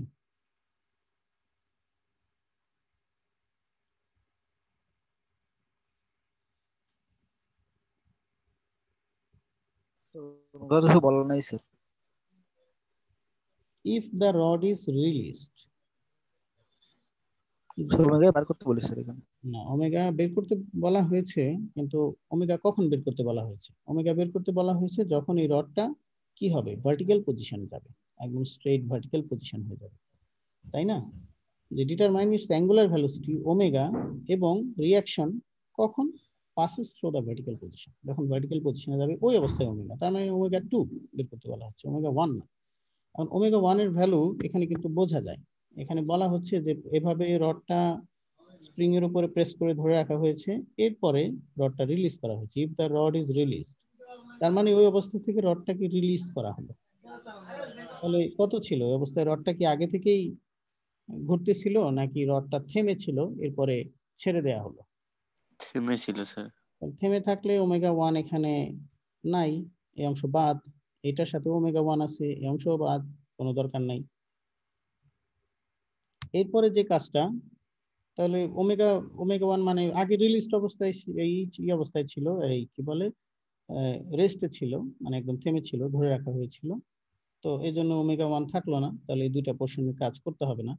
এরপরের পোর্শনে দেখো mgh1, তাহলে mg তো আমরা জানি 30 পাউন্ড, mg একবারে 30 পাউন্ড। আর h1 হাইট, যদি আমরা ডেটাম এখানে ধরি, ডেটাম যদি এই সেন্টার দিয়ে ধরি, তাহলে h1 কত, ডেটাম থেকে সিজি পর্যন্ত ডিসটেন্স কত, কে বলতে পারো? 0 স্যার, 0। আচ্ছা, তার মানে এই ডেটাম অলরেডি সিজি দিয়ে পাস করেছে, তার মানে 0 হলে এই অংশ বাদ, এটার দরকার নেই। তাহলে হাফ কে এক্স স্কোয়ার, হাফ হচ্ছে হাফ, আর কে, কে এর ভ্যালু কত, কে এর ভ্যালু স্যার ওই যে দেওয়া আছে। 1800 pound per inch. 1800 pound per inch. আর এক্স এর ভ্যালু কত, এক্স স্প্রিং কতটুকু কম্প্রেস হয়েছে বা এক্সপ্যান্ড হয়েছে সেই পরিমাণ, সেটা কত? 1 ইঞ্চি স্যার। 1 ইঞ্চ। তাহলে তো আমরা এখানে লিখতে পারি হাফ, হাফ দিতে পারি, হাফ ইন্টু 1800 ইন্টু 1, 1 স্কোয়ার 1 হয়ে যাবে। তাহলে এটা কত হবে, 900। ইউনিট কিসে হবে কে বলতে পারো এখান থেকে? ইউনিট, ইউনিট যদি বের করো কে আর এক্স এর ইউনিট কাটসাট করলে কি আসে, কি ইউনিট হবে? পাউন্ড পার ইঞ্চি। পাউন্ড পার ইঞ্চ নাকি পাউন্ড ইঞ্চ হবে, pound pound inch inch pound inch হবে? কিন্তু তোমরা দেখো আমাদের এই যে এই রডের ক্ষেত্রে সবগুলো ডাইমেনশন কিসে দেওয়া আছে? ফিটে দেওয়া আছে। ফিটে দেওয়া আছে। তাহলে বেটার হচ্ছে আমরা এখানে ফিট নিই। তাহলে এটাকে ফিট নিলে কি করতে হবে? পাউন্ড ইঞ্চ আছে, তাহলে পাউন্ড ফিট নিব। ইঞ্চকে ফিট করতে গেলে কি হয়? 12 দ্বারা ভাগ করতে হবে। 12 দ্বারা ভাগ করতে হবে। আচ্ছা, তাহলে এটাকে 12 দিয়ে ভাগ করে দিতে হবে, 900 ডিভাইডেড বাই 12 এরকম করতে হবে, তাহলে পাউন্ড ফিট হয়ে যাবে। তাহলে আমাদের অন্য ইউনিটের সাথে ম্যাচ করবে। আচ্ছা, এটা একটা কথা গেল। ওকে, তাহলে আসো পরে ডান পাশে এসে এখন লাগবে হাফ। ডান পাশের এই অংশটা বলতেছি, হাফ এম। এম কত? এম তো 30 পাউন্ডের 30 পাউন্ড ডিভাইডেড বাই 32.2, যেহেতু এম স্লাগে চিন্তা করতেছি, পাউন্ড হলে এগুলো করা যেতে পারে। তাহলে 30 ডিভাইড বাই 32.2 এটা লিখতে পারি। আর ওমেগা 2 আমরা জানি না, বের করতে হবে। R2 কোন অংশটা? যা ছিল সেটাই তো আছে। R2 কোনটাই ফিগারে? R2 হচ্ছে যে পয়েন্ট থেকে রোটেট করতেছে, যেহেতু এটা সার্কুলার মোশন থেকে আসছে ওমেগা R2, তাহলে সার্কুলার মোশনের অংশটাই দেখি। যে পোর্শন থেকে রোটেট করতেছে সেই পোর্শন থেকে একদম এই পর্যন্ত ডিসটেন্স, যে পয়েন্টটা রোটেট করছে, রোটেট বলতে যে পয়েন্টটা সার্কুলার মোশনে যাচ্ছে সেটা। সিজি পর্যন্ত স্যার দূরত্ব। হ্যাঁ, আসলে সিজি পর্যন্ত লম্ব দূরত্ব স্যার আপনার স্যার। হ্যাঁ, তাহলে এটা কত হবে এখান থেকে? 1.5। হ্যাঁ, 1.5। ভেরি গুড, কেননা এই পুরোটা হচ্ছে 5, তাহলে এটা এক আড়াই, বাদ যাবে। আর নিচের দিকে তো 1 চলেই যাবে। আচ্ছা, 1.5 ওকে পেলাম। এরপরে ml স্কয়ার আমরা তো এখান থেকে খুব সহজেই পেতে পারি। হ্যাঁ, m হচ্ছে 30 আর l এর ভ্যালু হচ্ছে 5 পুরোটার লেংথ, আর ওমেগা 2 জানি না। আর mgh2 এই অংশটা, m হচ্ছে m আর g হয়ে গেল একবারে 30, mg মানে 30 শেষ। আর h2 2 নম্বর পয়েন্টে সেটা 1.5 হবে। 1.5 হবে। এটা 1.5 তাই না? R2 আর এটা। আর হাফ কে এক্স স্কয়ার, হাফ দিলাম, কে এর ভ্যালু জানি, এক্স কত এখানে? x এর 0। কিভাবে? স্যার এই তো ছাড়া দিলে পরে তো স্যার স্প্রিং তো স্যার এক্সপ্যান্ড হয়ে যাবে। স্প্রিং এর কোনো খবরই নাই, তার মানে এখানে স্প্রিং তো নাই, না স্যার। তাহলে এটার দরকারই নেই আসলে, প্রথমটাও বাদ। তার মানে বাদ চলে যাবে এই অংশটা, আর এই প্রথম দিকের এগুলো ইভেন এটাও। তাহলে এই হচ্ছে আমাদের এই ভ্যালুগুলো বসালেই হবে, এবং আমি এগুলো বসিয়েছি। আলটিমেটলি দেখো আমি এখানে 12 দিয়ে ভাগও দিয়ে দিয়েছি এবং অন্য ভ্যালুগুলো বসিয়েছি। এই তো হলো omega equal 3.86 radian per second. Sir এখানে S1 কি ডেটামের রেসপেক্টে ধরা হয়েছে না? হ্যাঁ, ডেটাম তুমি যেখানে ধরো, ডেটাম তুমি অন্য জায়গায় ধরতে পারো, আপত্তি নেই, একই আসবে। ডেটাম উপর থেকে যদি ধরো, ধরে নাও আমি মাথা থেকে ডেটাম ধরবো, তখন ওখানে মাইনাস চলে আসবে অটোমেটিক। এবার কাটসাট করে আলটিমেটলি একই 3.86। এই তো হয়ে গেল। এটা হলো একটা ভ্যালু 3.86 অ্যাঙ্গুলার ভেলোসিটি। কিন্তু এই আবার বলা হচ্ছে যে ও পয়েন্টের রিঅ্যাকশন বের করতে হবে, এবং সেটাও কিন্তু কোন অবস্থায়? এই ভার্টিক্যাল পজিশন থাকা অবস্থায়, ভার্টিক্যাল পজিশন থাকা অবস্থায় রিঅ্যাকশন। তাহলে রিঅ্যাকশন মানে কি? ওখানকার ফোর্স, এবং ফোর্স বের করার ক্ষেত্রে তোমরা বেশ তোমাদের দখল আছে। লাস্ট চ্যাপ্টারে তোমরা বেশ কঠিন কঠিন ফোর্স বের করেছো, আমরা সেভাবেই করব লাস্ট চ্যাপ্টারের মতোই। তো জাস্ট এই অবস্থায় ফোর্স বের করতে হবে। আমরা, তোমরা দেখো স্ক্রিনে, এই ভার্টিক্যাল অবস্থায় ফোর্স বের করতে হবে। তাহলে ফোর্স বের করার জন্য আমাদের কি করতে হয়? দুটো ডায়াগ্রাম আঁকতে হয়। একটা হচ্ছে ফোর্সের ডায়াগ্রাম, তারপর ইকুয়াল চিহ্ন দিয়ে আমরা লিখি কাইনেটিক ডায়াগ্রাম, তোমরা জানো। তাহলে এখানে ফোর্স কি আছে? ফোর্স একটাই, সেটা হচ্ছে ওয়েট শুধুমাত্র, আর তো এক্সটার্নাল কোনো ফোর্স নাই। এবং ওই যে পয়েন্টটার রিঅ্যাকশন হয়েছে এখানে রিঅ্যাকশন দিয়ে দিলাম, এই হলো আমার ফোর্স। এরপরে ইকুয়াল চিহ্ন দিয়ে আমাদের কি দিতে হবে? মুভমেন্ট। মুভমেন্টটা কেমন হবে? মুভমেন্টও তোমরা অলরেডি জানো যে মুভমেন্ট এখানে আসলে অন্য পয়েন্টের রেসপেক্টে যখন রোটেট করে তখন সেখানে সার্কুলার হয়, তার সাথে রোটেশনও হয়। তাহলে সার্কুলারের জন্য আমরা দিতে পারি, সার্কুলারের ক্ষেত্রে যদি অ্যাক্সিলারেশন এখানে আমরা দিতে পারি, তাহলে সার্কুলারের ক্ষেত্রে অ্যাক্সিলারেশন যদি দিই, তাহলে তোমরা জানো দুটো অ্যাক্সিলারেশন হয়, মাস ইনটু অ্যাক্সিলারেশন দিলাম, একটা ট্রানজিশন দিলাম, একটা নরমাল দিলাম। এটা হচ্ছে সার্কুলার অংশের জন্য। আর যেহেতু আবার রোটেটও করবে, তার মানে রোটেশনের অংশটা আমরা দিতে পারি। তাহলে রোটেশনের জন্য I alpha. Okay, very good. তাহলে এখন করো, জি পয়েন্টে আমি মোমেন্ট নিচ্ছি। জি পয়েন্ট হচ্ছে সিজি পয়েন্ট। এই পয়েন্টে যদি মোমেন্ট নেই, মোমেন্ট ইকুয়াল মোমেন্টের ইফেক্ট কি হবে সেটা দেখতে হবে। তাহলে এই পয়েন্টে মোমেন্ট নিলে তুমি এই পয়েন্টে যদি মোমেন্ট নাও, তাহলে ফোর্সের অংশে আসবে আর এক্স ইন্টু অ্যান্টি ক্লকওয়াইজ হবে। খেয়াল করেছো? আর এক্স ইন্টু এই distance moment 1.5 sir. 1.5, very good. তাহলে 1.5 এবং মাইনাস দিব, কেননা অ্যান্টি ক্লকওয়াইজ আর ক্লকওয়াইজ পজিটিভ থাকবে। এর ডান পাশে এসে কি হয়ে যাবে, ডান পাশে সেই পয়েন্টে যদি মোমেন্ট নেই, তাহলে এইগুলো মাস অ্যাক্সেলারেশন এগুলো এখান থেকে ভ্যানিশ, শুধুমাত্র ক্লকওয়াইজ একটা আই আলফা হবে। তো ঠিক তাই, এভাবেই লিখলাম যে মাইনাস আর এক্স 1.5 আর হচ্ছে আই আলফা। তো দেখি এটা কি করা যায়। আই এর ভ্যালু বসাতে পারি 1/12 ml স্কোয়ার, এম দিলাম 30/32.2, আই এর ভ্যালু বসিয়ে দিলাম 1/12 ml স্কোয়ার। আর এল হচ্ছে পুরোটা বডি 5, আর আলফা থাকলো। আলফার কিছু করার নাই, আলফাও জানি না আর এক্সও জানি না, খুব একটা লাভ হলো না। তারপরে কি করা যায়, অন্য পয়েন্টে মোমেন্ট নেই। আমি যেটা করেছি ও পয়েন্টে মোমেন্ট নিচ্ছি। ও পয়েন্ট হচ্ছে যে পয়েন্টের রেসপেক্টিভ ঘুরেছে, ব্ল্যাক পয়েন্টটা, দিস ওয়ান। ওকে, তাহলে এখানে যদি মোমেন্ট নাও, লেফটে কি আসে, লেফটে এই দুটো রিঅ্যাকশন এখন ভ্যানিশ হয়ে যাবে এবং ডব্লিউ সবগুলো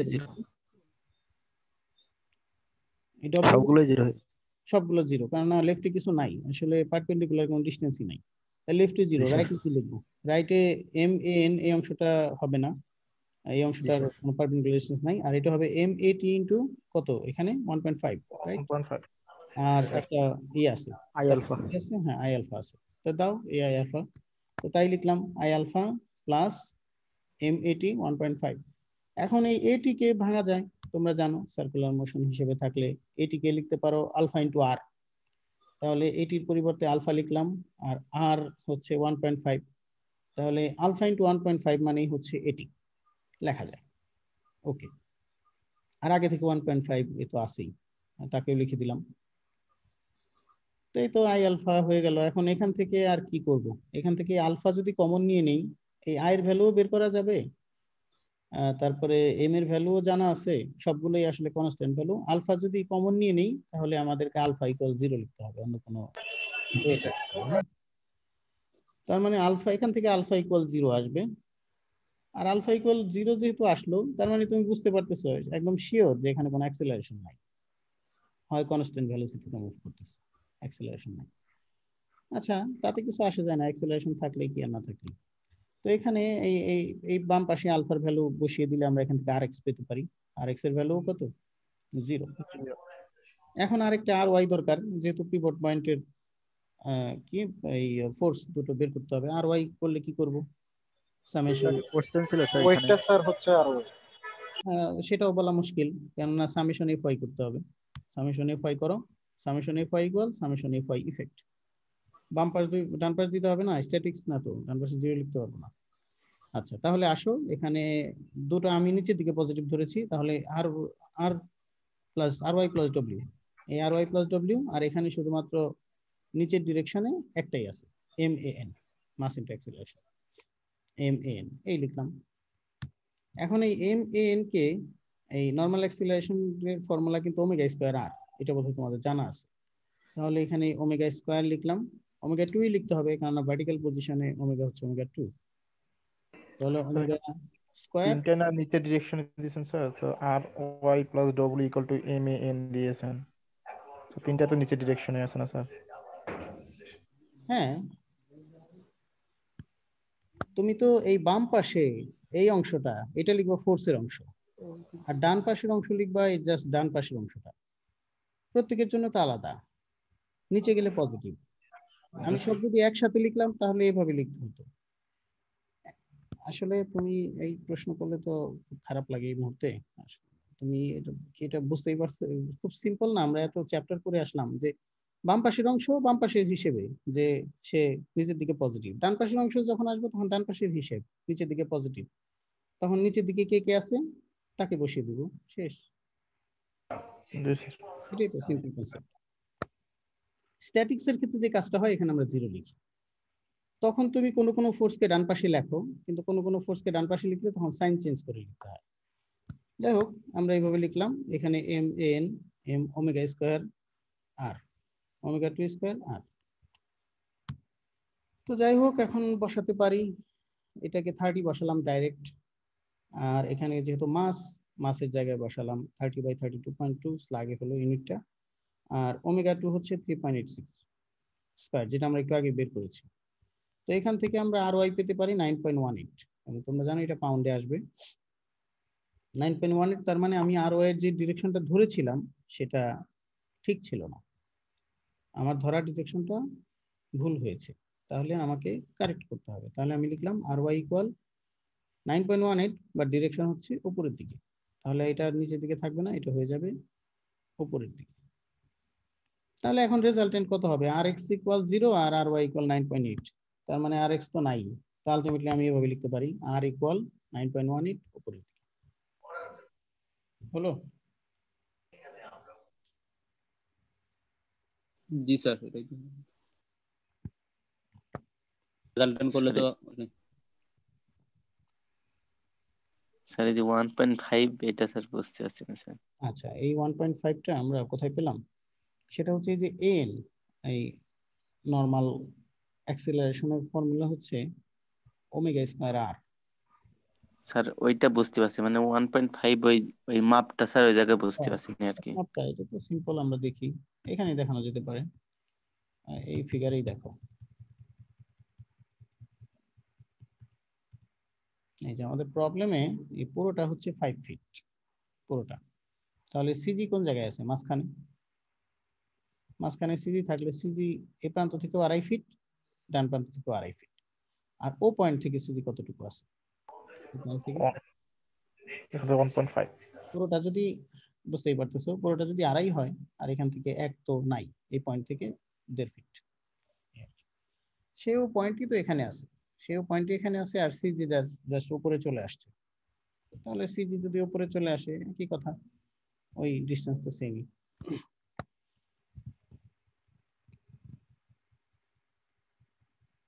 আচ্ছা, এই একদম সিমিলার একটা, আচ্ছা আমি একটু সময় নিচ্ছি জাস্ট। স্যার ব্রেক দিলে ভালো হতো।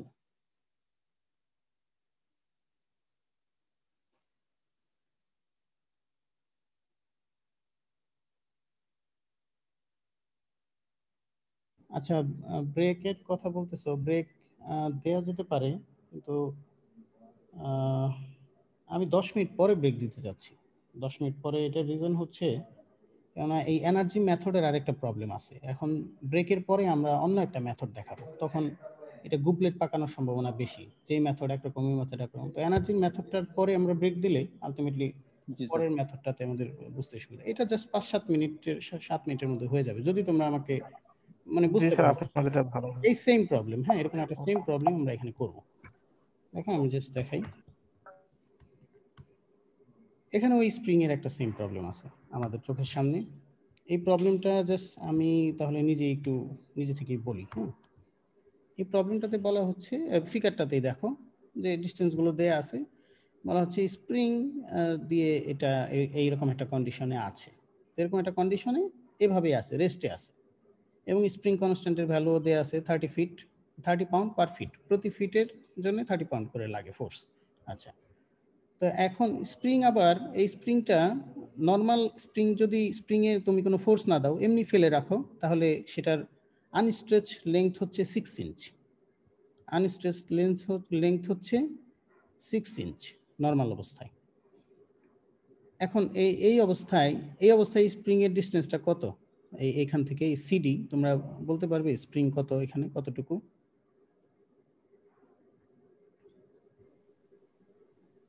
এটা বলা যাবে স্প্রিং এখানে কতটুকু আছে?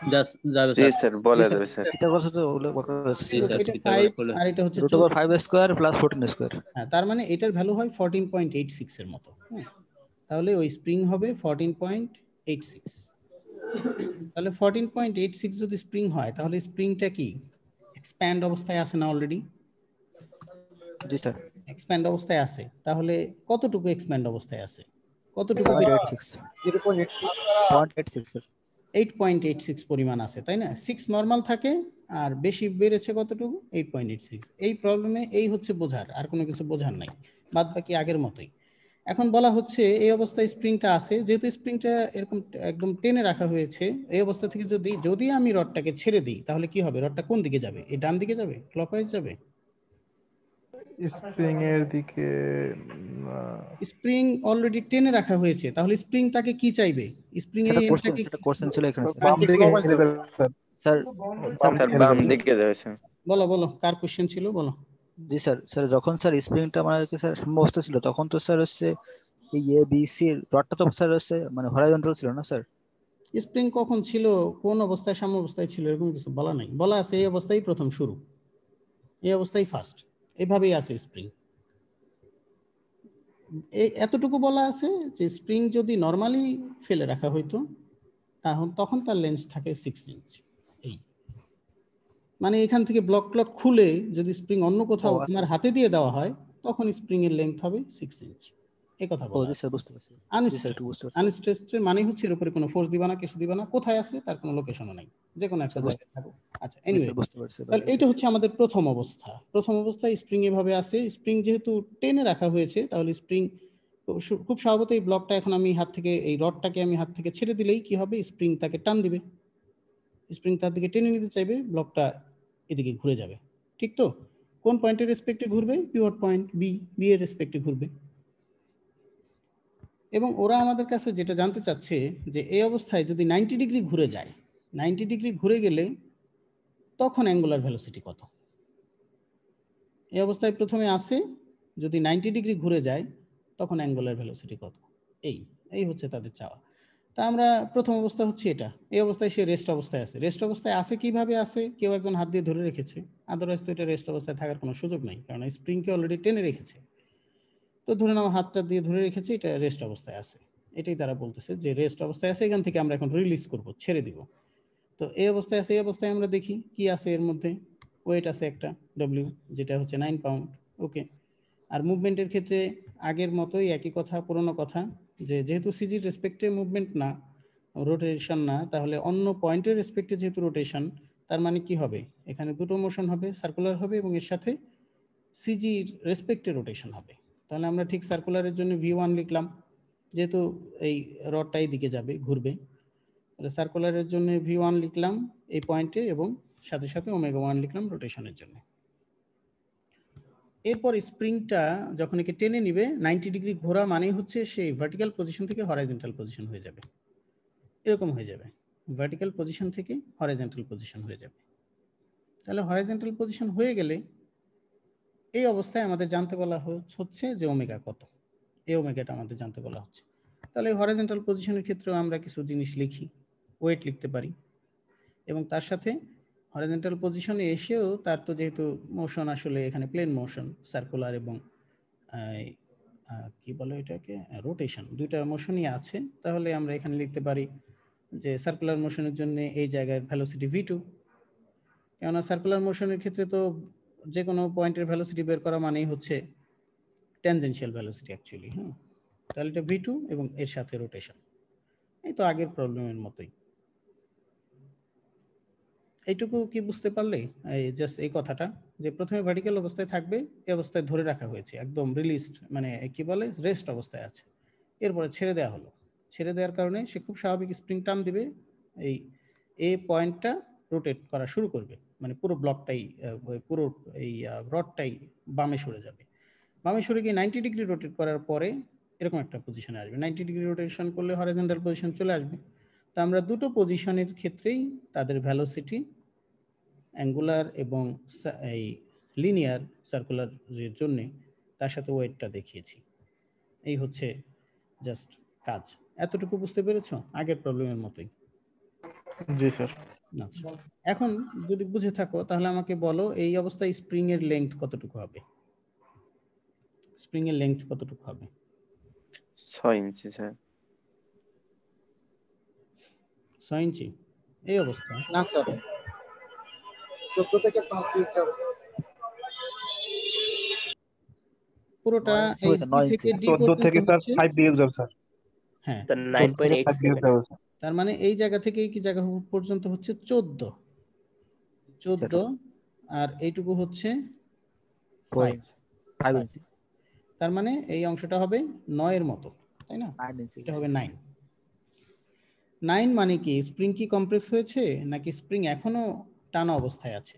স্প্রিং এর আনস্ট্রেচ লেংথ হচ্ছে 6 ইঞ্চি, এখনো টানা আছে। মানে এখনো কিন্তু স্প্রিং ওকে টেনে রেখেছে, মানে স্প্রিং কিন্তু এখনো কম্প্রেস হয়নি।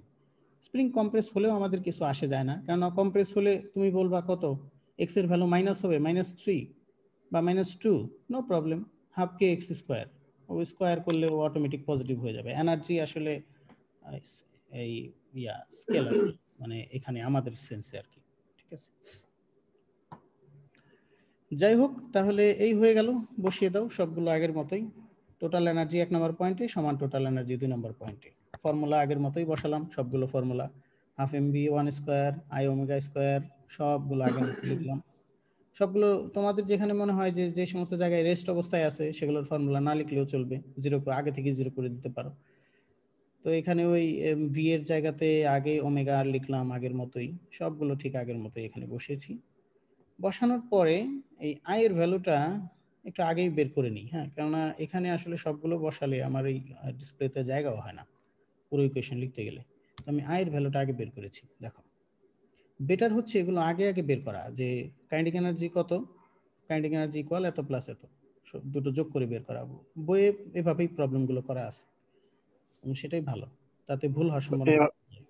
স্যার এভাবে দিলে তো না, এভাবে দিলে তোমার প্রবলেম ছোট হয়ে যাবে, ভালো, কিন্তু ভুল করার সম্ভাবনাও বেড়ে যাবে সাথে সাথে।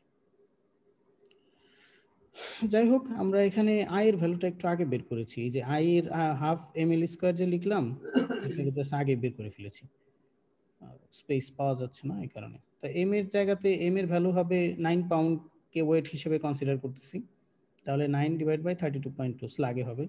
আর এটা এল হচ্ছে 24 ইঞ্চ, 24 ইঞ্চ মানে 2 ফিটের মতো, তাহলে আমরা এটাকে ফিটে রাখবো, ফিট করে ফেলেছি, তাহলে এটা হয় স্লাগ ফিট স্কোয়ার। তোমরা আসলে ইউনিটগুলোর ক্ষেত্রে এসআই ইউনিটটা চিন্তা করবা। আই এর এসআই ইউনিট কি? আই এর এসআই ইউনিট হচ্ছে এম কে স্কোয়ার, এম মানে হচ্ছে কেজি আর কে হচ্ছে ডিস্টেন্স, তাহলে kg metre square, SI unit হয় কেজি মিটার স্কোয়ার। তাহলে এখানে পিএসএ কে মাসের ইউনিট কি? স্লাগে, তাহলে স্লাগ, আর ডিস্টেন্স কি? ফিটে, তাহলে স্লাগ ফিট স্কোয়ার হলো। এভাবে এসআই এর সাথে ম্যাচ করলে আর সমস্যা হবে না। তো যাই হোক, এখন বসাতে থাকো আগের মতোই। এখন যদি বসাই, প্রথমে কি অবস্থায় এই রেস্ট অবস্থায় ছিল, এখান থেকে রিলিজ করা হয়েছে, তার মানে ওমেগা 1 ছিল না, বাদ। এরপরে এখানে ওই ওমেগা 1 এর অংশের কারণে এই অংশটাও বাদ, দুটো অংশেই বাদ। এমজি H1, এমজি কত? 9 পাউন্ড। আর H1 কত? H1 বলো, H1 কত? এটা হচ্ছে 1 নম্বর পজিশন, এটা হচ্ছে 2 নম্বর পজিশন। 7 ইঞ্চি স্যার।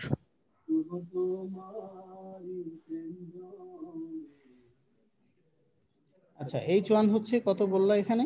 7 ইঞ্চি, কারণ পুরোটা যেহেতু 24, মাঝখানে হবে 12 আর এখান থেকে 7, তাহলে 7 কে ডাইরেক্ট লিখবো না, ফিট লিখবো, হ্যাঁ, 7/12 লিখবো।